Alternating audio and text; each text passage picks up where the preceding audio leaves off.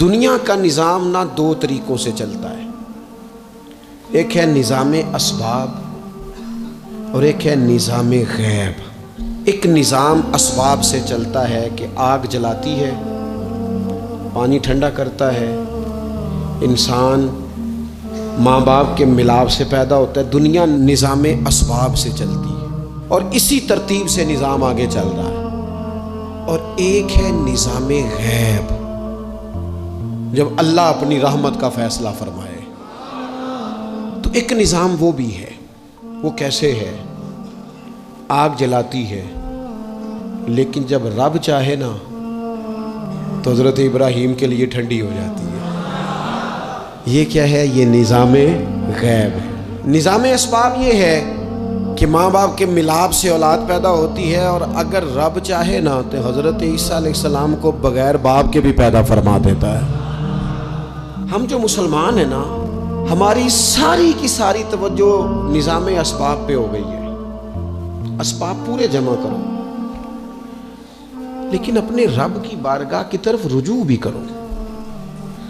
کئی دفعہ نا اسباب سارے بندے کے ہاتھ سے چھوٹ جاتے ہیں، پھر اسے ضرورت ہوتی ہے دست غیب کی، اللہ اس کی مدد کرے۔ جو آیہ کریمہ میں نے قرآن مجید کی پڑھی ہے، اس میں اللہ کریم نے فرمایا یا ایھا الذین آمنوا توبوا الی اللہ توبۃ نصوحا، اے ایمان والو اپنے رب کی طرف رجوع کرو، اپنے رب کی بارگاہ میں توبہ کرو، پر توبہ سچی کرنا، رجوع الی اللہ کرو، اللہ کی طرف رجوع کرو۔ بعض اوقات سارے نظام ختم ہو جاتے ہیں، نظام اسباب، اس وقت ضرورت ہوتی ہے رجوع الی اللہ کی کہ نظام غیب آئے۔ حضرت سارہ رضی اللہ تعالی عنہا جو جناب ابراہیم علیہ السلام کی اہلیہ ہیں، آپ ایک رستے سے گزر رہی تھیں، حضرت ابراہیم علیہ السلام آپ کے ساتھ تھے، تو جس رستے آپ تشریف لے جا رہے تھے اس رستے میں بادشاہ بڑا ظالم تھا۔ وہ معاذ اللہ تعالیٰ ثم معاذ اللہ عورتوں کو گرفتار کر لیتا اور اپنی بدباطنی کا ثبوت دیتا۔ وہاں سے جناب سارہ گزری، مسند امام احمد بن حنبل سے یہ حوالہ عرض کر رہا ہوں۔ حضرت سارہ کو اس نے گرفتار کر لیا۔ جب وہ جناب سارہ کی طرف بڑھنے لگا تو اب وہ جتنے اسباب تھے نا اس وقت کے، وہ سارے اختیار کیے گئے، لیکن اس بادشاہ سے جان نہیں چھوٹی۔ جب وہ بڑھنے لگا تو جناب سارہ نے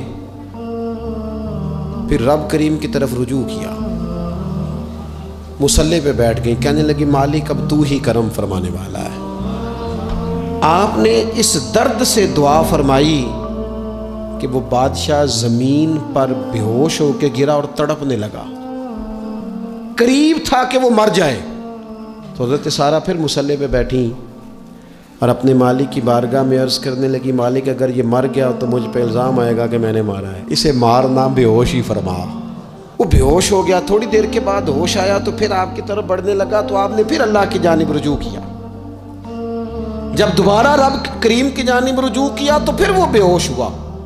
کئی دفعہ وہ کوشش کرتا، لیکن آپ جب اپنے مالک کی بارگاہ میں ہاتھ اٹھاتی تو بے ہوش ہو کے گر پڑتا۔ بالآخر آپ سے معافی بھی مانگی، آپ کو آزاد بھی کیا۔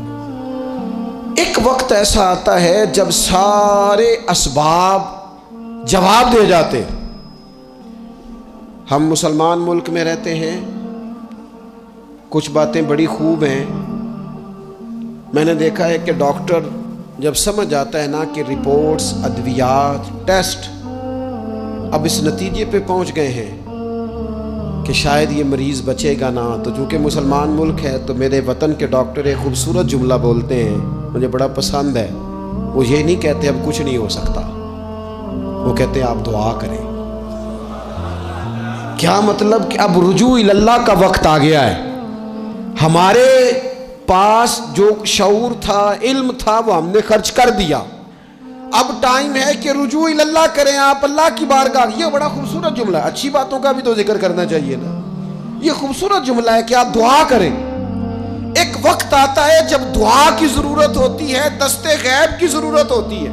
نبی پاک علیہ السلام 313 کو لے کے جب میدان میں آئے تھے تو ظاہری اسباب تو یہ تھے کہ 1000 سے مقابلہ کیسے ہوگا، تو پھر میرے قریب نے پتہ کیا کیا، حضور نے پھر رب کریم کی طرف رجوع فرمایا اور پھر اللہ کی مدد فرشتوں کی صورت میں آئی۔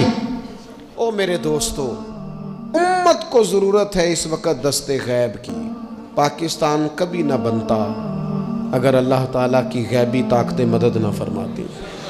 پاکستان کبھی نہ بچے گا اگر خدا کی مدد شامل حال نہ ہوگی۔ ہمیں اجتماعی طور پر رجوع اللہ کرنا ہے۔ ہمارے جتنی انفرادی مشکلات ہیں، ہم کسی تکلیف میں دکھ میں مبتلا ہیں، اللہ کی طرف رجوع کریں، اپنے رب کی بارگاہ کی طرف رجوع کریں، اور جو ہمارے اجتماعی مسائل ہیں ان میں بھی اللہ کی بارگاہ کی طرف رجوع کریں۔